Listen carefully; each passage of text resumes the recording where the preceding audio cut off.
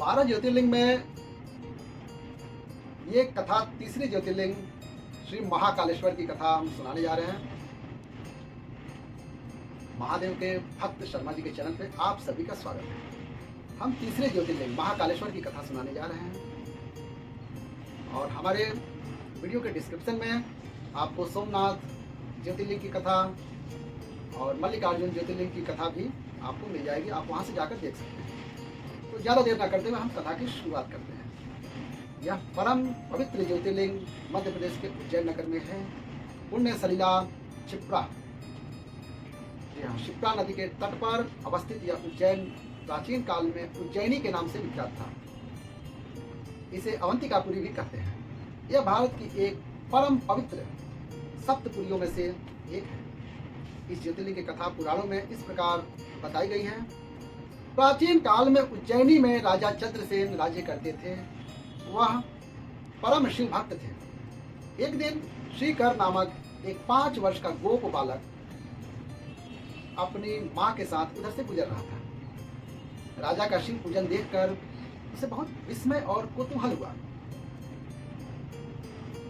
वह स्वयं उसी प्रकार की सामग्रियों से शिव पूजन करने के लिए ललायत हो उठा। सामग्री का साधन न जुट पाने पर लौटते समय उसने रास्ते में एक पत्थर का टुकड़ा उठा लिया। घर आकर उसी पत्थर को शिव रूप में स्थापित कर पुष्प चंदन आदि से परम श्रद्धा पूर्वक उसकी पूजा करने लगा। माता भोजन करने के लिए उसे बुलाने लगी, किंतु वह पूजा छोड़कर उठने के लिए किसी प्रकार भी तैयार नहीं हुआ। अंत में माता ने झल्लाकर पत्थर का वह टुकड़ा उठाकर दूर फेंक दिया। इससे वह बहुत दुखी होकर वह बालक जोर जोर से भगवान शिव को पुकारता हुआ रोने लगा। रोते रोते अंत में बेहोश होकर वह वहीं गिर पड़ा। बालक की अपने प्रति यह भक्ति और प्रेम देखकर आशुतोष भगवान शिव अत्यंत प्रसन्न हो गए।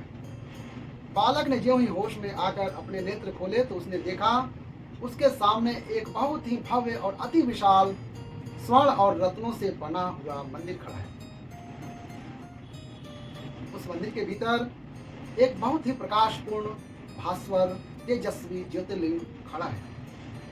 बच्चा प्रसन्नता और आनंद से विभोर होकर भगवान शिव की स्तुति करने लगा।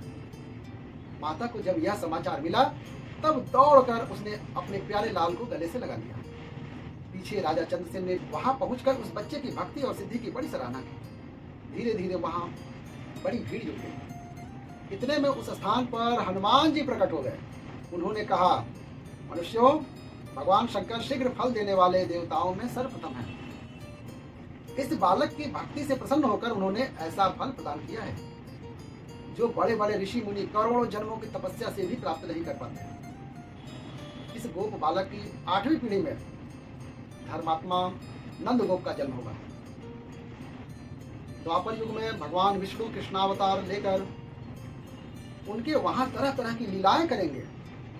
हनुमान जी इतना कहकर अंतर ध्यान हो गए। उस स्थान पर नियम से भगवान शिव की आराधना करते हुए अंत में श्रीकर, गोप और राजा चंद्रसेन शिव धाम को चले गए। इस ज्योतिर्लिंग के विषय में एक दूसरी कथा इस प्रकार कही जाती है। किसी समय अवंतिकापुरी उज्जैनी में वेद पाठी तपोनिष्ठ एक अत्यंत तेजस्वी ब्राह्मण रहते थे। एक दिन दूषण नामक एक अत्याचारी असुर उनकी तपस्या में विघ्न डालने के लिए वहां आया। ब्रह्मा जी के वर से वह बहुत शक्तिशाली हो गया था। उसके अत्याचार से चारों ओर त्राही त्राही मची हुई थी। ब्राह्मण को कष्ट में पड़ा देखकर प्राणी मात्र का कल्याण करने वाले भगवान शंकर वहां प्रकट हो गए। उन्होंने एक हुंकार मात्र से उस दारुण अत्याचारी दानव को वहीं जलाकर भस्म कर दिया।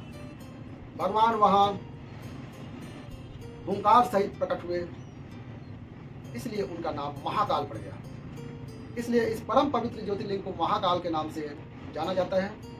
महाभारत, शिव पुराण और स्कंद पुराण में इस ज्योतिर्लिंग की महिमा का पूरे विस्तार के साथ वर्णन किया हुआ है। इसी के साथ हम श्री महाकालेश्वर ज्योतिर्लिंग की कथा को यही समाप्त करते हैं।